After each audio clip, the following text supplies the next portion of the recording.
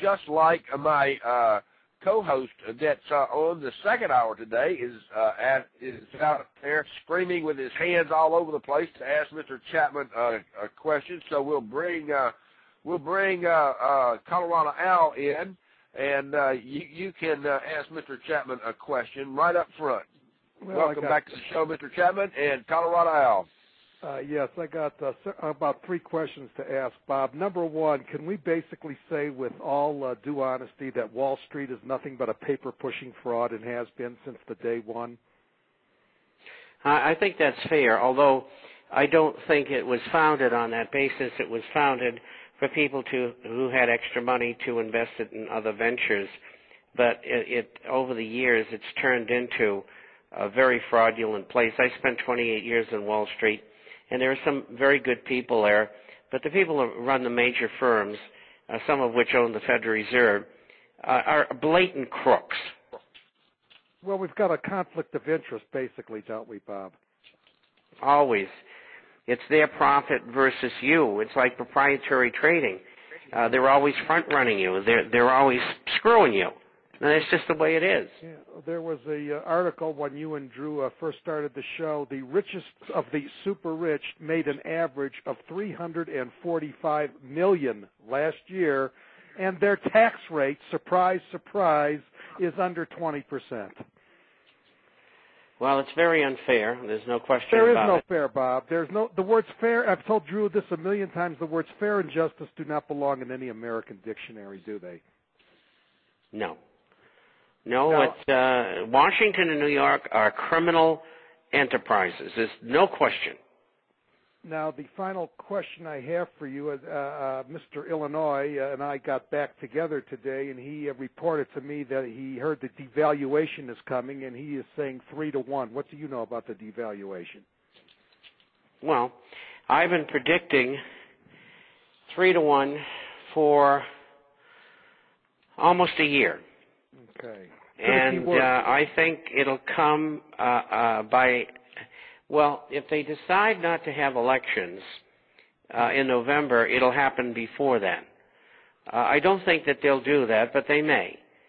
So it's by the end of the year and all through next year. That's when this is going to happen.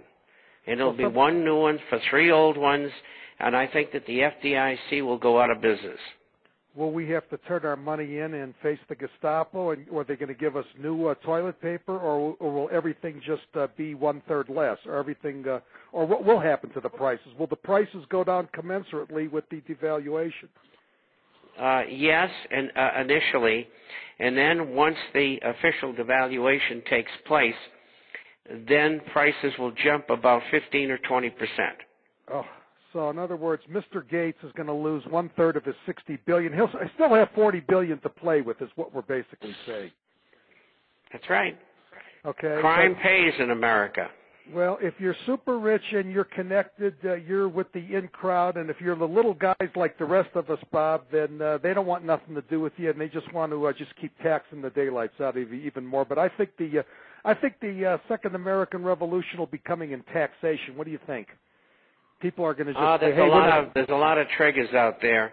I don't know which one it's going to be, but the key is getting rid of everybody in Congress with the exception of a few people. And if we can do that, we can get rid of the Fed. We can stop the plunge protection team, which is the working group in financial markets, which was created by executive order, get rid of executive orders, get rid of campaign contributions, and get rid of lobbying, and then we'll stand a chance. No more Republican or Democrat parties, and how about we shut down Congress for 30 or 40 years, Bob, because we really don't need any more. Do you know any laws that we need, Bob? I sure don't. Well, we got to get rid of a lot of the ones that we have. I agree. Thank you both for your time, and God bless. Thank you. Thank you, Al. Anybody else out there want to call in? The phone number is 347-308-8047.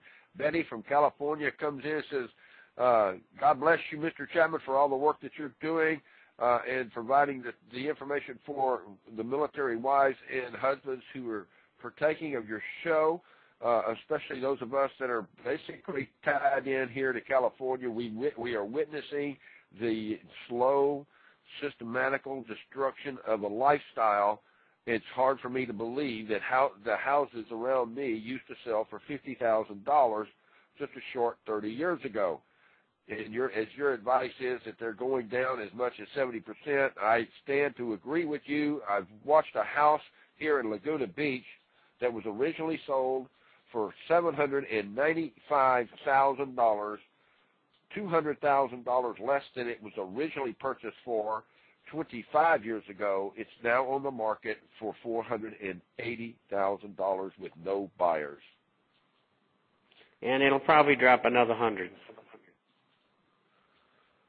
If they're lucky. The bank owns it. Well, the bank's going to own lots of houses. The bank held on to this house now for 2 years. I've watched it go down approximately $25,000 every 3 months for the last 2 years. I had a letter from Seal Beach recently, and the house was purchased for $60,000. It was worth $800 or $1.3 million or something like that, and now it's worth $400 or $500. And I said, get out. I mean, it's someone who's retired. They don't need the house. You can buy or rent a beautiful place, for $1,500 a month. I mean, it would take you 10, 20, 30 years to expend that money. And I assume that the fellow's 60, so that'll last until he's 90 years old. He doesn't need anything else.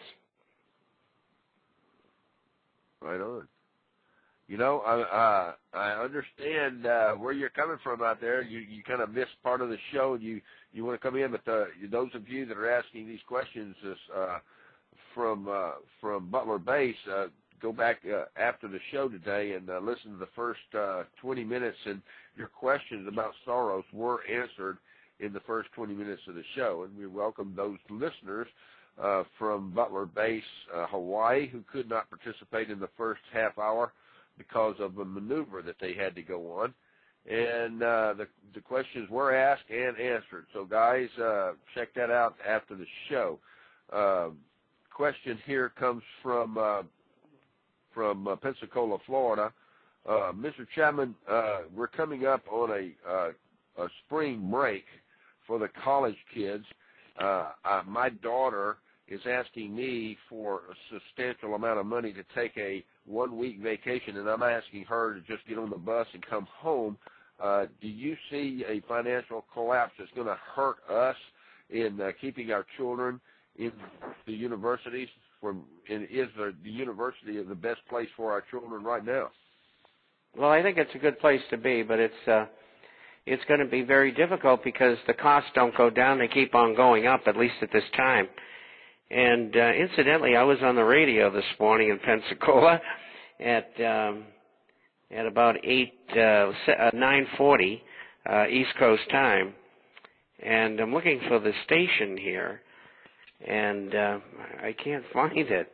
It's called Lou in the Morning, WPFL, Legends 105.1. So I just wanted to mention that to you. I really get around, but it's hard to say no. But I think your daughter should be told, things are going to get tough, and we want you to stay in school. And, if you need $3,000 to go take a trip, maybe that's that $3,000 that's going to keep you in college. So I think you got to give it some thought. Times and things have changed, and you can't do what you did before. Exactly. It's tightening. I personally believe it's time for tightening the belt. As a real estate broker, I myself see the percentage of homeowners late with mortgages and mortgage payments in the Arkansas area increasing astronomically.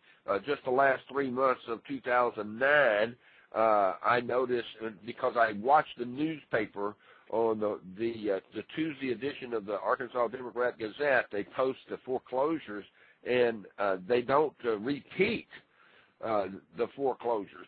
These lawyers run those foreclosures. They only run them 3 times, and they're expensive. These ads are expensive, Mr. Chapman, and they run them. They have to, by law, run those foreclosure ads 3 times, so they spread it out over the course of the month, but on Tuesdays and Fridays. So I'm looking at the increase of new foreclosures that are going to market, and the lawyers out there are in high demand in the firms that are doing foreclosures. Those law firms are actually asking for graduates at the University of Arkansas Law School here in Little Rock to participate. They're overworked. I don't know how much money they're making, but they're definitely overworked. In the fourth quarter of last year, just here in Arkansas, foreclosures were up over 5% from the third quarter of last year. Now, in a national viewpoint, Mr. Chapman, do you see this as a trend